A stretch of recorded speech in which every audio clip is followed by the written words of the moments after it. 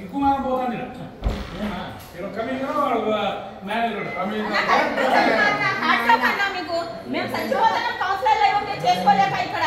అందుకని కూర్చుంటాను ఇంటి ముందు డంప్ అయింది ఈ బుద్ధుడికి నేను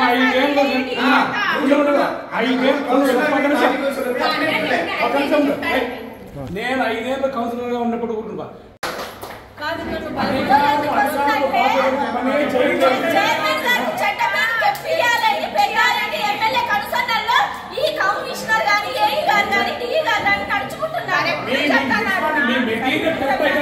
మెటీరియల్ టెస్ట్ అవుతుంది ఊర్లో అమ్ముకుంటున్నారు వాళ్ళు ఏం చేస్తారు మీరేం చేస్తారు ఒకసారి కళ్ళు తెచ్చండి ప్రజల సొమ్మంతా టెస్ట్ అవుతుంది చూడండి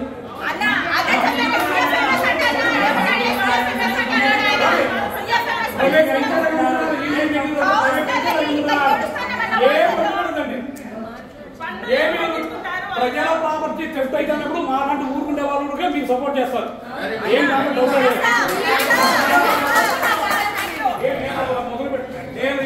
నేను గెలగడం మొదలుపెట్టిన అంటే మున్సిపల్ ఆఫీస్ లో ఒక్క ఉద్యోగం నోడు నాకు తెలుసు ఎవడెవడు ఏమేమి చేస్తా అనేది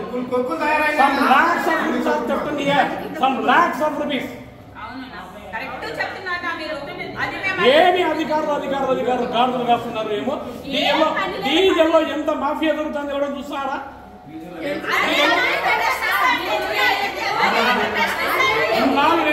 నేను చాలా ఏళ్ళ నుంచి నేను ఆ రోజు యాజ్ ఏ కౌన్సిలర్ గా నేను ఆ రోజు ప్రజల కోసమే ప్రారంభించాను ఈ రోజు కూడా ప్రజల కోసమే నాకు పార్టీ రాజకీయాలు కాదు ప్రజల సొమ్ము నాశనం అవుతుంది ప్రజల సొమ్ము నాశనం అవుతుంది మున్సిపాలిటీ సొమ్ము ఎవరిది ఇదంతా ప్రజలది ప్రజల కష్టార్జిత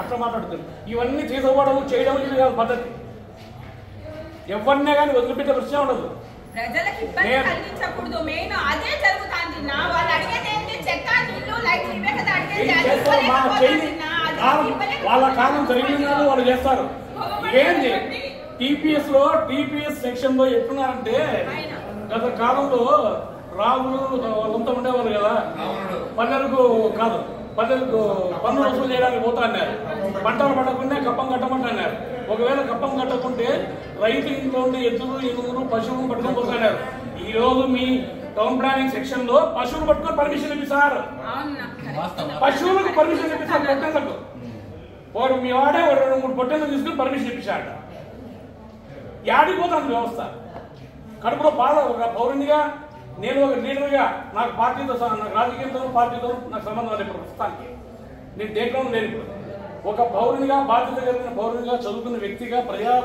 సొమ్ము ఇంత దొంగతనాలు గురిగా ఉంటే తట్టుకోలేని పరిస్థితిలో ఈ రోజు నోరు తెరవాలి వచ్చింది మీ అట్లా వాళ్ళందరూ ముందరకు రావాలి నేనే కనుక నోరు తెరిస్తే ఈ మున్సిపాలిటీలో వీళ్ళంతా ఉద్యోగాల్లో ఉండరు ఎవరు చెప్పండి ఒక్కడు సత్యాలు చెప్పండి నోరు తెరిసిన సమయం ఆసన్నమైంది ఇంకా మీరు ఊరికే కూర్చుంటే ఇంకా గబ్బు పడతారు ఇంతగానా సిగ్గుమాలమవుతుంది ఇంకా మున్సిపాలిటీ మేజర్ మున్సిపాలిటీలో గతంలో నాయకులు దీన్ని కష్టపడి పెట్టి తెచ్చి ఈ స్థాయిని ఎవరైనా కావచ్చు ఏ పార్టీ కావచ్చు ఏ నాయకుడైనా కావచ్చు ఎంతో కష్టపడి తెచ్చి ఈ స్థాయికి పెట్టినారు దీన్ని తీసుకుపోయి అధమ స్థాయిలో పెట్టినారు ఈరోజు అధమ స్థాయిలో పెట్టినారు తాడపత్రి అంటే చూడీకి వచ్చేవాళ్ళు చూడీకి నేను కౌన్సిలర్గా ఉన్నప్పుడు టోటల్ 104 మున్సిపాలిటీలు వచ్చినాయి ఇది చూడీకి at the time I'm one of the council member I very proud of ఆ టైంలో నేను ముందుకు నేను చాలా గర్విస్తున్నా కానీ ఇప్పుడు ఏంది మేము ఏ రోజు స్ట్రైక్ చేయలేదే యాజ్ ఏ కౌన్సిలర్గా మేము ఏ రోజు ధర్నా చేయలేదే ఒక ఆఫీసు తిట్టేదే నాకు కొన్ని రాజకీయ కారణాలు ఉన్నాయి నేను రాజకీయ కారణాల వల్ల నేను కొంత ఎదిరించాల్సిన పరిస్థితులు నాకు వచ్చాయి కానీ నేను వేరే ఎప్పుడే కానీ మాకు జరగలేదే ప్రజలకు ఎప్పుడు లేదే ఏంది ఈరోజు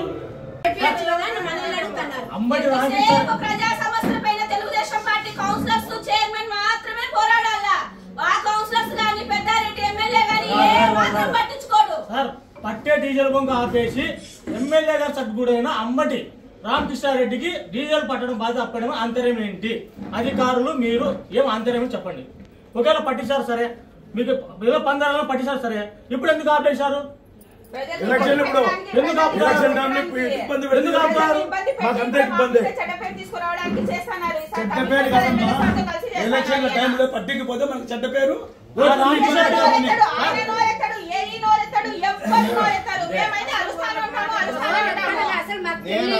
చెప్పేది ఏమంతా కంటిన్యూగా ₹1 కోటి మనం బకాయి పడినా గానీ సప్లై చేస్తాడు అతన్ని వదులుకొని.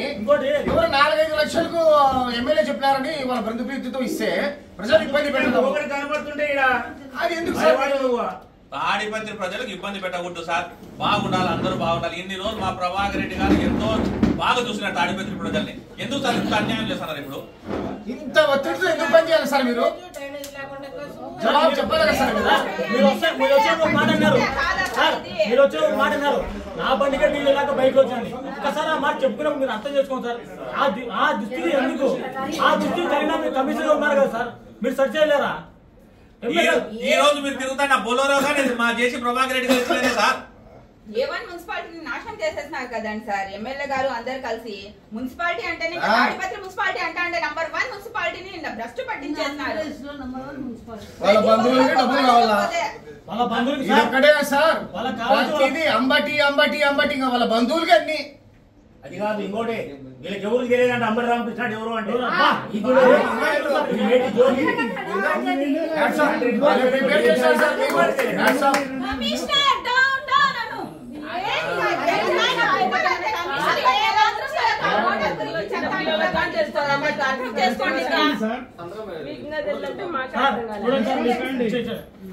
మాకు సమాధానం చెప్పాల్సిందే సార్.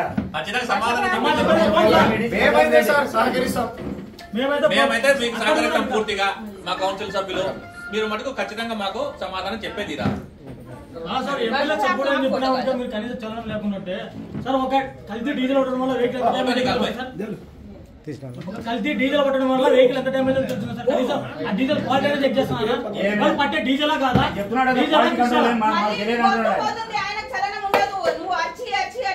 పడిపోయినా కూడా ఆయన విన్నాడు. ఎందుకంటే ఇట్లా ఉన్నాడు.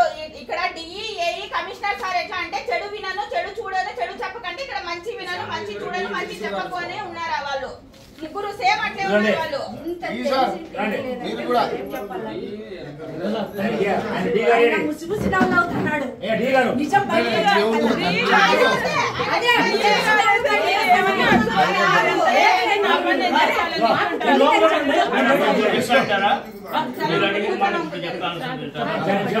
ఎప్పుడు కూడా ఏమంటే సమస్యలు క్లోజ్ చేసుకునే దానికి మేము ఎవరి కాలైనా పట్టుకుంటాం.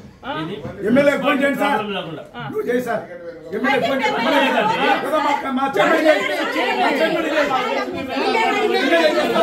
తెలీదు అన్నారు మీరు.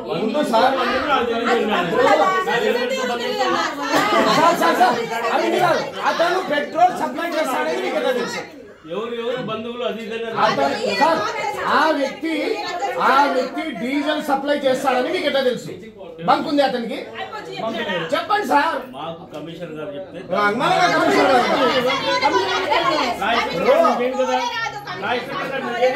ఆ వ్యక్తి డీజిల్ సప్లై చేయదని మీకు ఎట్లా తెలుసు?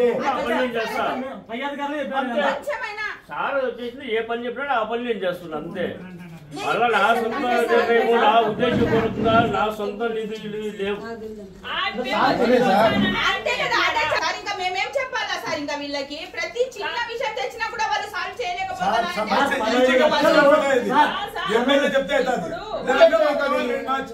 చెప్పు ఇప్పుడే ఫోన్ చేయి. అయిపోతుంది పని. అంతే కదా మరి.